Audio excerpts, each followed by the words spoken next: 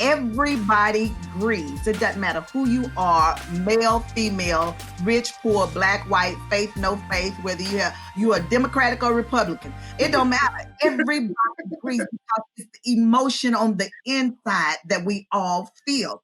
Here's the difference. Everybody does not mourn.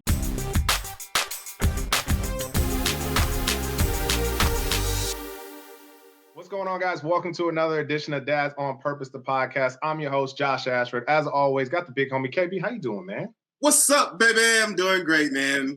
Excited to be on today.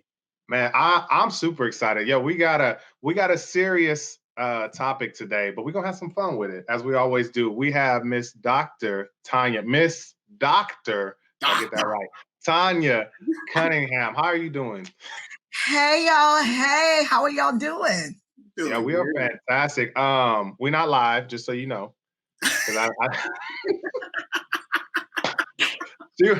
She was worried about us being live, but no, we're not live. But Dr. Tonya, can you please introduce yourself for the folks? My name is Dr. Tonya Cunningham. I am known as the grief coach. Yes. Why? Because I help grieving and hurting individuals transition from loss to life, from pain to purpose, and to recognize that there is life after loss. It's just a different one. Amen. She did that. Look, I'm glad you didn't tell me to do that because I would have messed it up. She sounded like she said that before. I have. Yo, but I think this is, I'm so thankful for Kev for bringing you on the show, because this is something we really need to talk about. And that's this whole, coping with grief. We talked a couple episodes ago about like men and emotions and things like that. And man, definitely coping with grief was kind of one of the things we talked about, Kev. We talked about definitely. How, my dad never showed emotion when his father passed. I know Kev and we talked about you and your, I don't want to say struggles, but your, dealings with grief and things like that. But it's so important, especially in this time right now, where it's a whole different situation, like COVID. We just, I'm on the, I get the prayer list from my church, and we just had one of our members lose their father to COVID, and the rest of their family is struggling with it. And so it's just like, first thing I want to talk to you, Dr. Tonya, is like, why do men struggle so much with coping with grief? Like, I know that's a loaded question, but that's what we coming with out the gates. That's why we're here. And again, first of all, I appreciate you guys for allowing me on your platform. I love it. Dads on Purpose. I've been following you guys, so I appreciate y'all letting some estrogen on the scene. Am I the first female? Am I the first female guest? Yes, you are. You actually are. So she just showed up with the purple lipstick and everything. She said, if I'm coming on, I'm coming on correct. Y'all are too funny. But yes, why? Again, because it's a stigma that has been attached to boys. When a little girl will fall, 5 years old, what do we tell her? Honey, come on, let me kiss it. Come on, let me hug you. A little boy the same exact age will do the same exact thing. What do we tell that little boy? Get up. Suck it up, be a man, keep it moving. Yeah. Mm-hmm. And so what happens with that, you guys grow up with that, and you're adults now, but it's still that little boy on the inside. Well, this is what I was taught. So you suck it up, keeping it moving, and not showing those emotions. So it's a cultural thing that we have definitely got to change that narrative. We've got to change that. Yeah.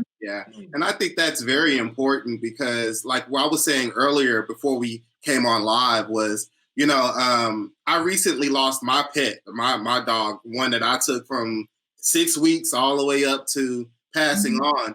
And I was telling them, like, Delina took Kendall away. She was like, hey, daddy just needs some time.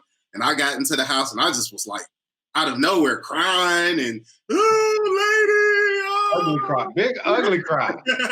But I didn't know what grief really was at that time. So if you could, Doctor, if you kind of give us insight of what really is grief, because I think because of the transition from boyhood to manhood and not being able to define those emotions, not being able to define those feelings, I don't think we even, so that's why we became angry.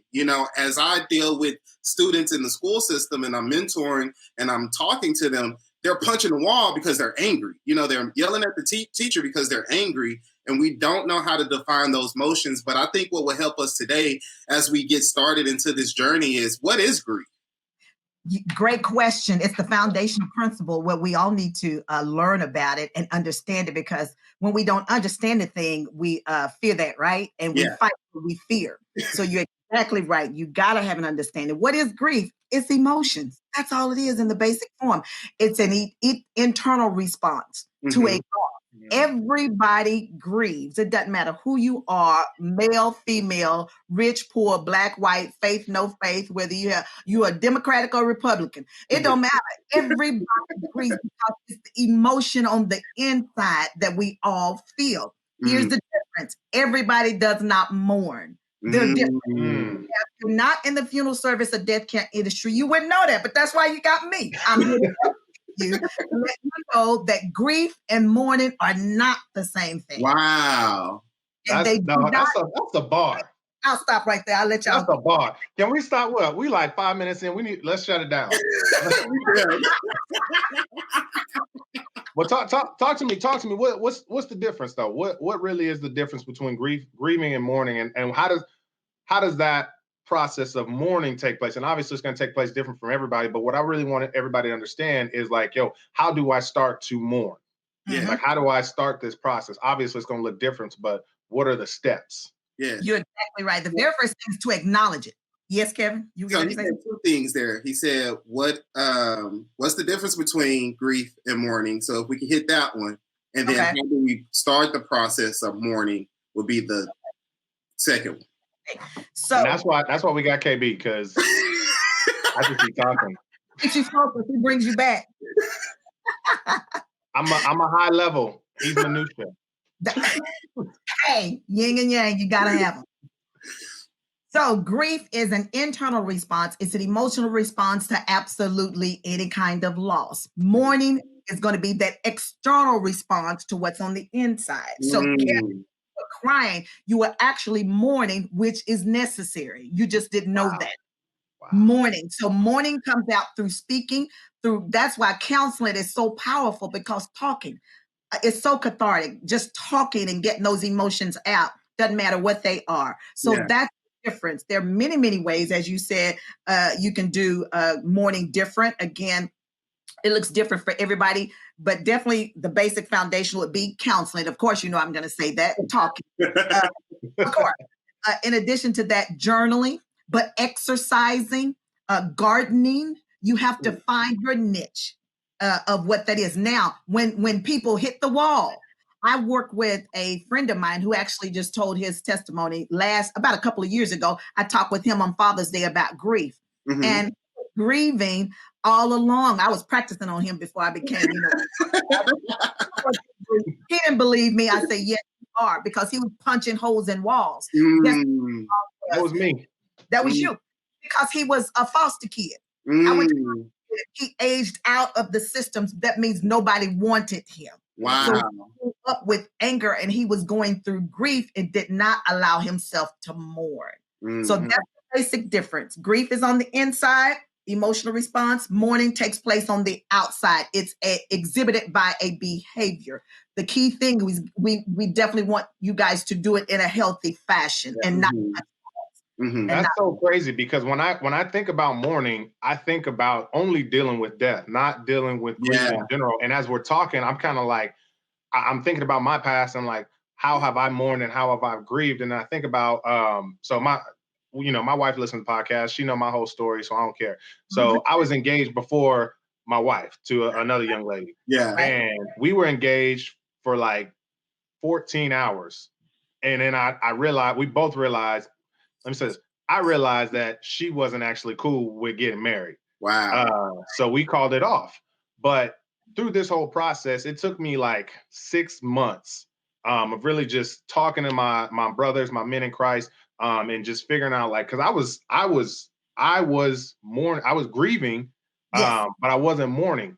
And so what I turned to was I started woodworking. Somebody in my church, I needed a new table. And so I started learning how to strip down wood, reupholster things and all this stuff. But I realized now that was my process of mourning, because I could have went the other way. I could have went to alcohol because I started that way. But then I realized I was like, yo, I need to be productive with this. Yeah. It's so crazy that like mourning is not just dealing with death. It's like, man,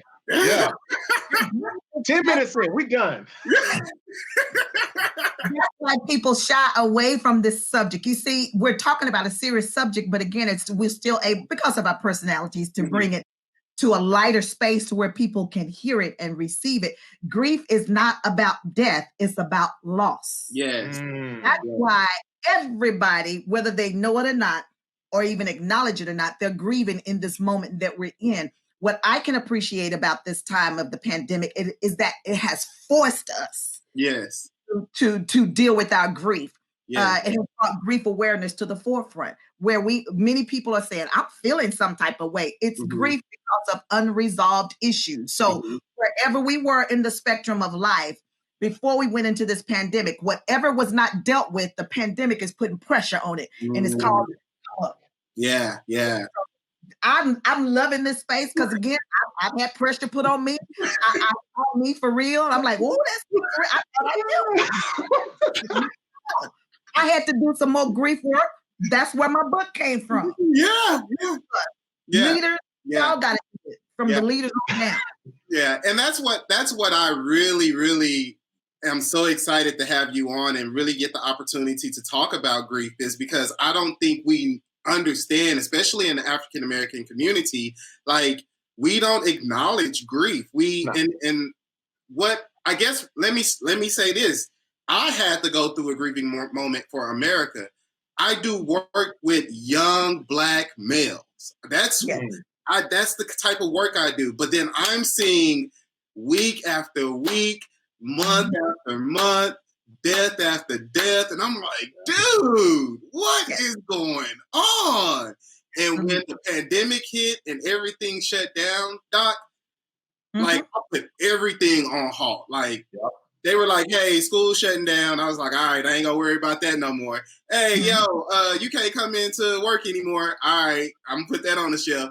I looked at my wife, I said, well, I need to do something. And I realized now I worked through my grief of what happened through mourning on my patio and decorating my patio and putting time and work into a project that brought me joy and it brought me happiness. And I didn't realize that, but until, now that we're having this conversation, but I think we don't even realize, like, man, we have grief through fathers not being able to see their kids through the holidays. Like, bro, you may be in a moment right now where you're grieving because you didn't get to see your kids on Thanksgiving and not get the opportunity to see them on Christmas, or you're not going to see them when you want to see them on Christmas. Does that make sense? I know mothers are grieving because they're having to split the time of their kids with the other spouse, So I think these are things that I think, grieving is not just when somebody dies. It's the loss of something. It's the loss of, those who lost their job and struggled to find a job. And, hey, you're grieving, you grieved, but did you mourn through it? So how do we start the mourning process? So I was about to say so after we acknowledge it, then what's that next step? That's what I was going to say. Because Kev you were getting there. I'm getting ready to answer that, but I wanted to also mention, just like you said, in addition to fathers, again, not seeing their children, mothers as well, people losing their jobs, people losing their health, people are grieving normalcy. Everybody's back to normal. We're not going back to the life that we had. This is our new normal. And so we have to make I'm not wearing masks for forever. This ain't normal. These masks gonna get out my truck. Listen, if COVID keeps her presence here, you're gonna be wearing a mask. Right. That's why I'm gonna wear. I'm tired of these masks. I'm tired. Lord, I'm tired. Anyway, go ahead, Doc.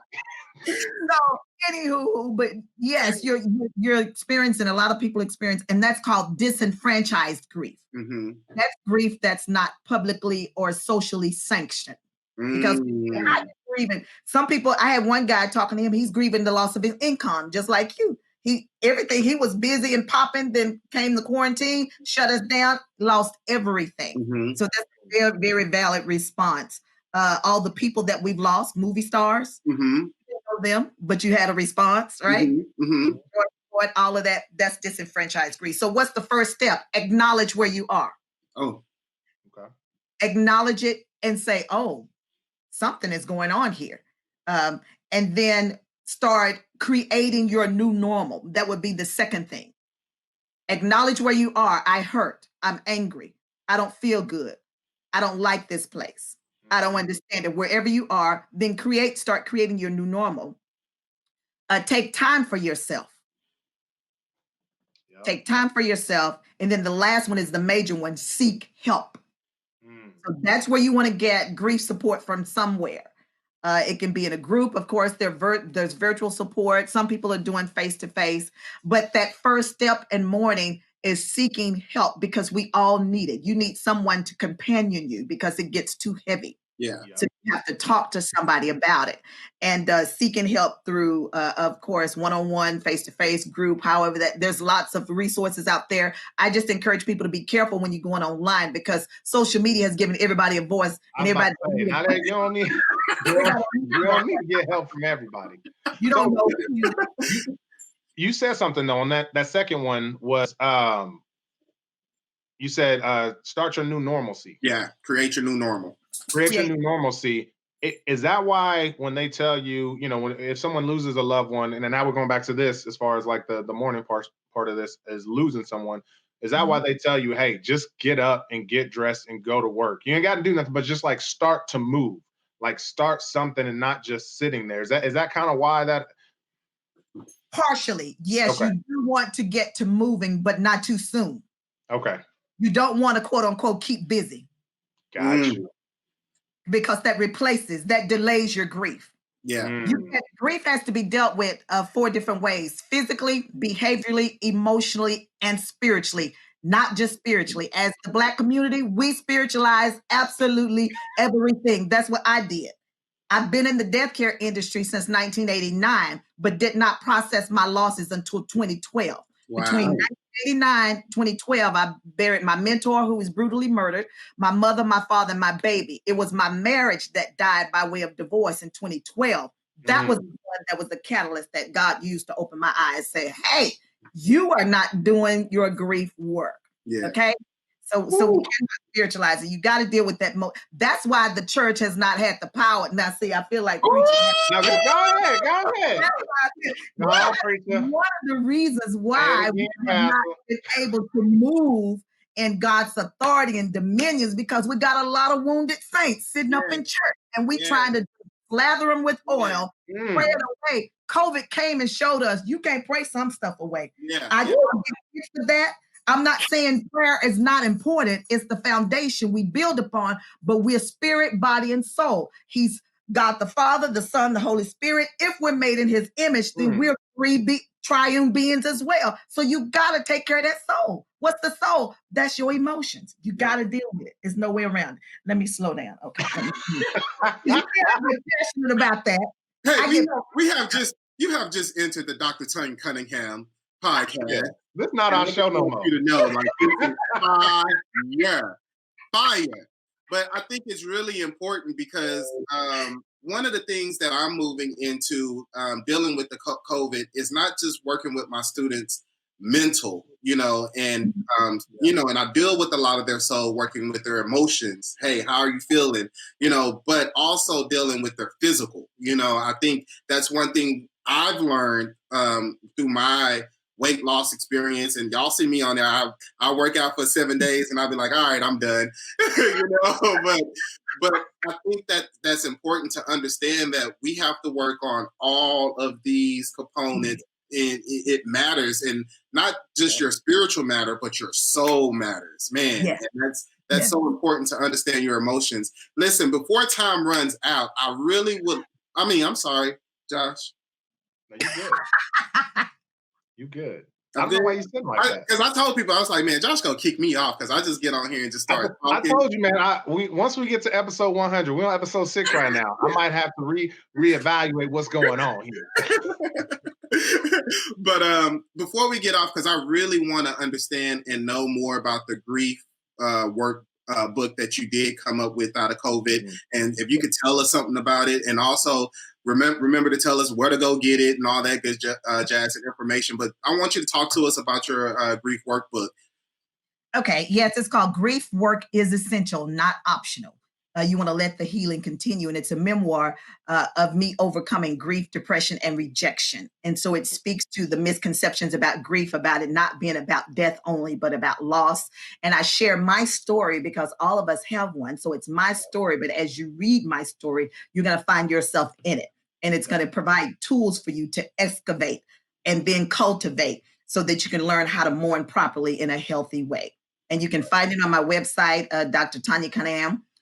.com. You can also reach me on all social media platforms such as Instagram and Facebook and LinkedIn. I'm Dr. Tonya Cunningham. I encourage people. I'm already getting testimonies from it because there's a chapter in there says check your roots. You have to check your roots because some of the stuff that we are dealing with didn't even come from us. It came from people who were before us, our parents and our foreparents. Man, so it's a workbook, right? Actually, it's a book, but it has questions. It's not a full workbook. Okay. Look, I like workbooks because that you talk about finding yourself inside of the book, but when I'm doing a workbook, then that forces me to be like, all right, go ahead and it's a workbook. Yeah. It's a workbook. Do your grief. Yeah. Because again, you don't do it now, you're gonna do it later. You will do it.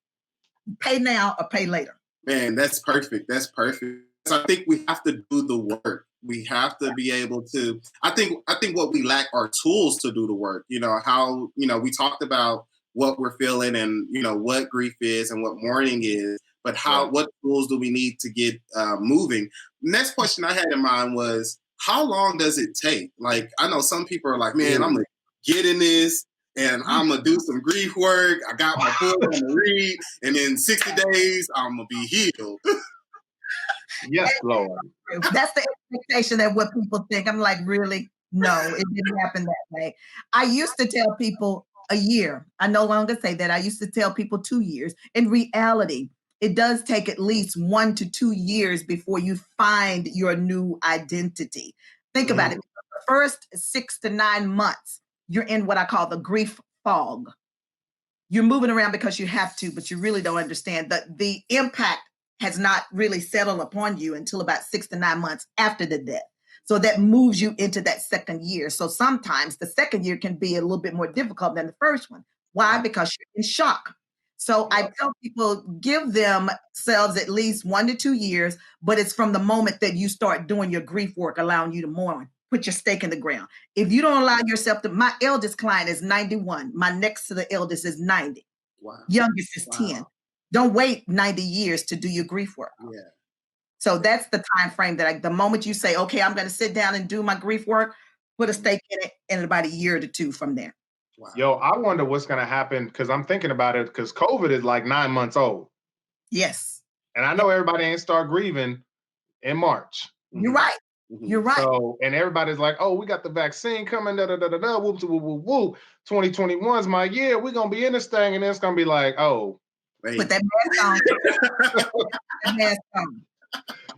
Again, we will see and feel the impact of COVID for years to come, especially with our kids. Yeah. They're going to be. I was talking to a friend of mine who teaches on a collegiate level, and she was sharing how, again, they're already discussing in March when this thing came. They already discussed how they're going to be able to identify a COVID kid because they're going to be. Isn't that sad? They're going to be black. That's a COVID kid. Wow. So yeah, we're going to feel the impact of this years to come. So I got a COVID kid. You got a COVID kid? Well, she was born in July. Oh, yes. Oh, well, that's a COVID kid. I mean, from the standpoint of being impacted by the school system. Oh, okay. Gotcha. Yeah. Well, but what I've realized is, so I have a lot of friends that are, we're in the having baby life stage of our life. A lot of my friends, the kids that are born in this pandemic are very, they're not as sociable. So I have a 2-year-old, and my 2-year-old toddler, she love who's my best friend. Everybody's my best friend. But our 5-month-old, she don't want nobody but me, her mama, and her daycare person. As a matter of fact, before we came on here, we were talking about how my daycare shut down because of COVID. And Right. so we got the babies here. When my mom came over, and my mom took the infant, and she was just like, "You're gonna love me." But it took some hours. It took some hours before she was finally like, okay. But that is the norm of all these kids born in this pandemic, and that's just this the tip. They won't know what it's like to be without a mask, because that's all. Wow. Yeah. Exactly. And that's all the time we got, y'all. But that goes back to what you said about going to the roots too. Like, one of the things I've always taught my teen fathers, one of the things that I've learned was whatever the woman is going through is passed down to the kid. So if the woman is experiencing stress, if the woman is experiencing whatever, if it's not anything but joy and love, that baby is going to experience everything that she's experiencing, the anxiety, all of that just is transferred directly to the baby. So it's I think that we really have to think about that as well. Even as fathers, listen, fathers, it is so important if you are with or without, the mother of your child, that the health of the mother is very vital while your kid is being developed inside the stomach. And I know we have disagreements and everything, but whatever she feels, the baby feels. And so once the baby is born, you say, well, I wonder why she act like her mama. Well, exactly right. She just spent 9 months, and then I think then the added pressure of like we said, what society is putting on them, calling them COVID-19 babies instead of saying, hey, what can we do to see how we can love them better or love them different? Or how can that's a whole different conversation, Kev. But I think that's a part of grief work, right? Because let me be honest, up until this point, bro, when I met you and we sat down, that was reigniting the purpose and the ministry in me. You know what I mean? It was getting me back because everything that I'm involved in is shut down. Like, I walk up to the school, they're like, hey, bro, what you doing here? Like, it's COVID. Like, we don't want you on our campus. You know what I mean? So, but me being able to get back to work, and I think some of us can use some of my grief work to help instead of saying they COVID babies. How can we love them better? Or how can I love myself better in those times? So, man, this fire. Grief. This whole thing is like packed full of nuggets. And I don't know. I want to keep going, but I'm also like, we're gonna have to have you on again. I say this about everybody that comes on this show. We're gonna have you on again because don't lie to me. No. Because here's the thing. Here's the thing is that we can't unpack everything that we need to unpack. And because we do a 30-minute show, 30 minutes to an hour. After that, I start getting tired, you start getting tired. But and we want to make sure that we're really unpacking this and not just kind of surface level on it. Like, because what's the point? Yeah. We're not here just for entertainment. Like, yeah, it is fun, but at the same time, like, we're trying to solve some problems here. Mm-hmm. And so in order to do that, we got to go deeper. But I'm also like, we need some more time. So we might have to. You're exactly right, and that's what we need to see more of. Yeah, yeah. But with that, I was about to say, with that, do you have like parting words? Because we're gonna let Kev go last because last week we had a little mix up because Kev likes to go last on final words, and he don't always let our guests know that he's gonna go second, and so it was like a 30-second delay, just like we just sitting here like. But anyways, Doc. Okay. Thank you. I really have enjoyed being here. And my parting words would be to everybody, do your grief work. Acknowledge your grief, your hurt and pain, because unresolved grief, hurt and pain does not go away. It lays dormant in your life until you deal with it. Kev, what you got, man? Man, like every week we are here. I love each and every one of you, but it elates me that we get to have this conversation. I don't think you're going to hear a conversation like this anywhere. And especially, we're talking about men. I'm not men, boys. Like, we talk about breaking these chains and doing different and doing better. This is your opportunity to do better. Listen, if you're looking for a coach, you're looking for a mentor, definitely follow Dr. Tonya Cunningham on her IG. Listen, fellas, you can always reach me at The Mentor Coach, because it's important. It's important to me that we get connected, that we grow, that we become different men for the future, for our future kids. Because I got a little girl and she need a dude. Like, she need a real dude. So yeah, real. And I love She don't need no puzzle. No, I don't need no color. We renovations. Project. Can't just walk up in here, man. So seriously, man, I love each and every one of you. Do the grief work. Start now.